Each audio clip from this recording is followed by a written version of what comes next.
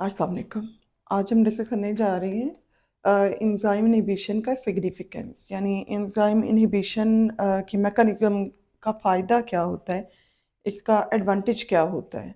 तो सिग्निफिकेंस हमारे पास 6 इससे सिग्निफिकेंसेस हैं। सबसे पहला सिग्निफिकेंस इसका क्या है, it it is act as regulating metabolic pathway.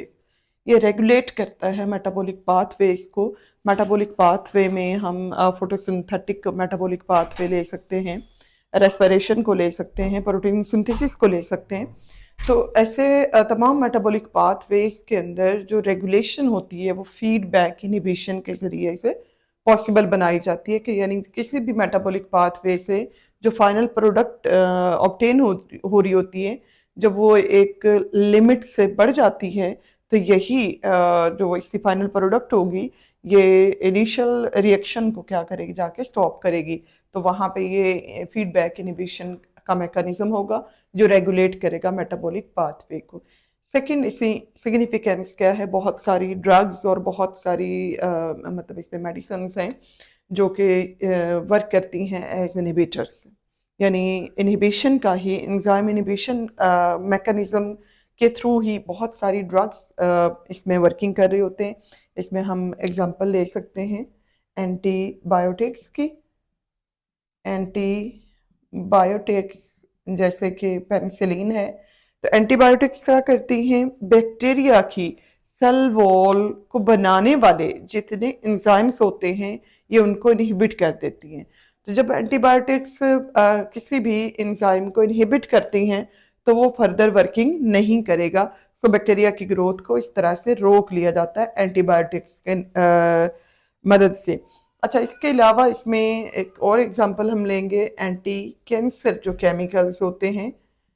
Anti cancer anti cancer chemical ऐसे केमिकल या कह लें कि अद्वियात होंगी, ऐसे ड्रग्स होंगी जो जो कैंसर काइजिंग सेल्स होते हैं जो अनकंट्रोल्ड वे में डिवाइड कर रहे होते हैं।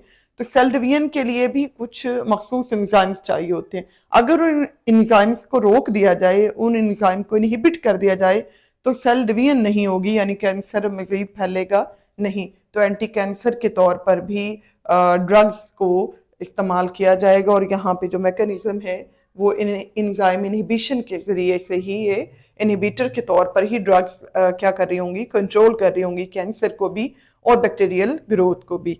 थर्ड इसका सिग्निफिकेंस हम लेते हैं, दे मैनेज एंजाइम इनहिबिटर्स जो होंगे ये मैनेज करते हैं बहुत सारी मेडिकल कंडीशंस को भी।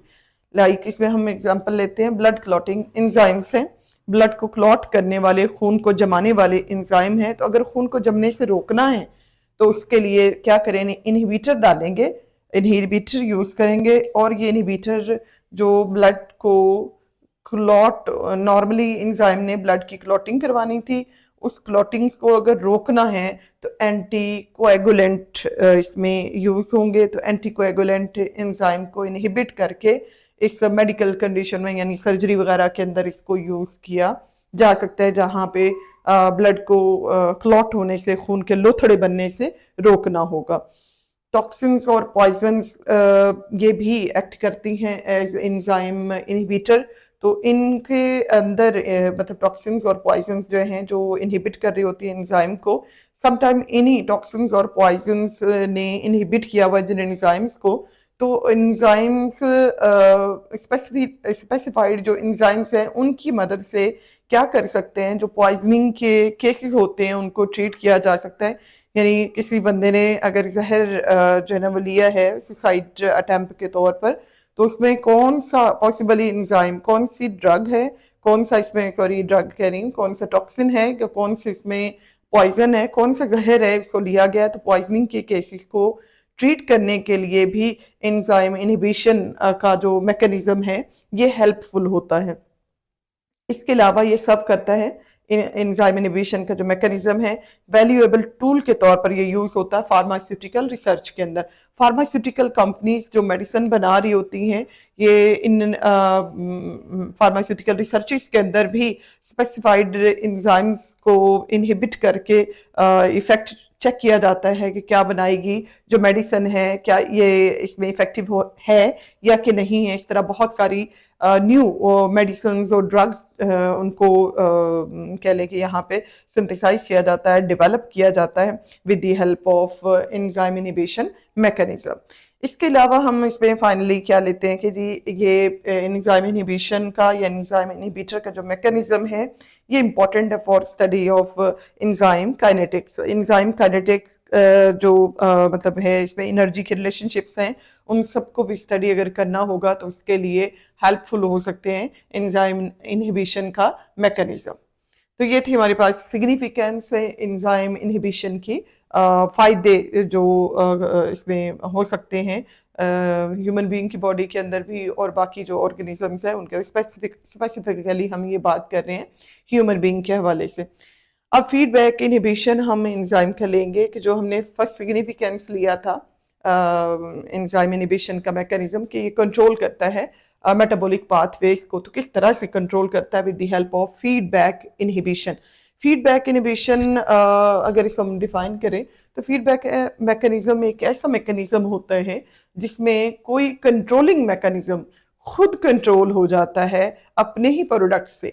मतलब जैसे हम ले लें कि एटीपी बन रहा है और एटीपी को बनाने वाला जो एटीपी सिंथेज एंजाइम है वो एटीपी बनाता जा रहा है। जब एटीपी की क्वांटिटी एक हद से बढ़ जाएगी तो एटीपी बजाते खुद जो कि फाइनल प्रोडक्ट है, ये प्रोडक्ट है और जिस मैकेनिज्म का प्रोडक्ट है उसी मैकेनिज्म को जाके इसने रोक देना है। एटीपी प्रोड्यूस होता जा रहा है, जब ज्यादा प्रोड्यूस हो जाएगा तो एटीपी बजाते खुद उस एंजाइम को जिसने एटीपी बनाना है, एटीपी सिंथेज को जाके क्या करेगा, ब्लॉक कर देगा, उसको फर्दर वर्किंग से रोक देगा। तो controlling mechanism it self control हो रहा है अपने ही प्रोडक्ट ऑफ रिएक्शन से, तो इस मैकेनिज्म को कहते हैं फीडबैक मैकेनिज्म। तो फीडबैक इनहिबिशन फीडबैक मैकेनिज्म के अंदर यूज होती है।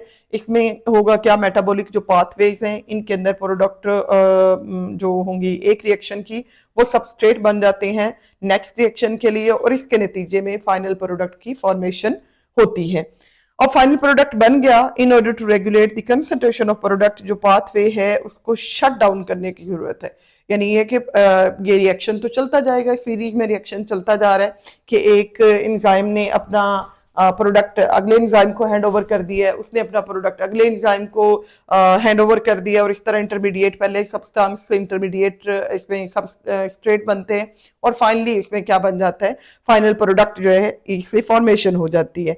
तो कुछ जगहों पे आके इस मैकेनिज्म को शट डाउन करने की जरूरत होती है और ये शट डाउन किस तरह से किया जाता है, फीडबैक इनहिबिशन के मैकेनिज्म से। तो इसमें होगा क्या, फाइनल प्रोडक्ट एक्ट करेगा एज इनहिबिटर, इसने इनहिबिटर के तौर पे काम करना, उन्हें इनहिबिट कर देना है इनिशियल जो एंजाइम्स होते हैं जिनकी मदद से ये खुद बना होगा। फाइनल प्रोडक्ट बाइंड करता है विद सम इनिशियल एंजाइम और चेंज कर देता है उसकी कन्फर्मेशन को। जब उसकी कन्फर्मेशन चेंज हो जाएगी तो अब वो एंजाइम फर्दर बाइंड नहीं कर सकेगा सबस्ट्रेट के साथ और इस तरह से क्या होता है, जो पाथवे है वो क्लोज हो जाता है, फर्दर जो प्रोडक्ट्स हैं उनकी फॉर्मेशन नहीं होती। अब सेल के अंदर हम एग्जांपल लेते हैं कि एटीपी नीडेड है, एटीपी की प्रोडक्शन हो रही है, एटीपी सिंथेज इसको बना रहा है। जब एटीपी काफी ज्यादा बन जाएगा तब ये इनहिबिटर के तौर पे एक्ट करेगा और एटीपी सिंथेज को ही ब्लॉक कर देगा ताकि वो फर्दर प्रोडक्शन एटीपी की ना कर सके। डायग्रामेटिकली हम इसको लेंगे, ये एंजाइम है, ये हमारे पास सबस्ट्रेट है, इसके साथ बाइंड करता है और इसमें इसी प्रोडक्ट की फॉर्मेशन जो है ना वो कहती है, यानी एंजाइम था सबस्ट्रेट था, दोनों एक दूसरे के साथ बाइंड कर गए, बाइंडिंग के बाद एंजाइम सबस्ट्रेट कॉम्प्लेक्स बना। इससे क्या बन रहा है, हमारे पास पहला प्रोडक्ट बन रहा है, इंटरमीडिएट सब्सटेंस भी कहलाएंगे और पहले रिएक्शन का यानी E1 का ये प्रोडक्ट भी है। इस प्रोडक्ट को अगला एंजाइम E2 एज क्या लेगा, सबस्ट्रेट के अपने साथ बाइंड करेगा और उसको एक और इंटरमीडिएट सबस्ट्रेट के अंदर बी के अंदर कन्वर्ट कर देगा। बी अगले एंजाइम के लिए यानी जो फाइनल एंजाइम है E3 इसके साथ बाइंड करता है और फाइनल प्रोडक्ट की फॉर्मेशन करता है। जब फाइनल प्रोडक्ट काफी ज्यादा प्रोड्यूस हो जाएगी तो वो फीडबैक मैकेनिज्म के जरिए से ये इनिशियल जो एंजाइम्स थे इनको ही आके क्या करेगी, इनहिबिट कर देगी और फर्दर प्रोडक्शन से रोक देगी। तो ये था हमारे पास फीडबैक इनहिबिशन का मैकेनिज्म जो एंजाइम को मेटाबॉलिक पाथवे के अंदर एक प्रॉपर वे में रेगुलेटेड फॉर्म में वर्किंग करवाता है और एक्स्ट्रा वर्किंग से एक्स्ट्रा और ओवरबर्डनाइज होने से इसको रोकता है।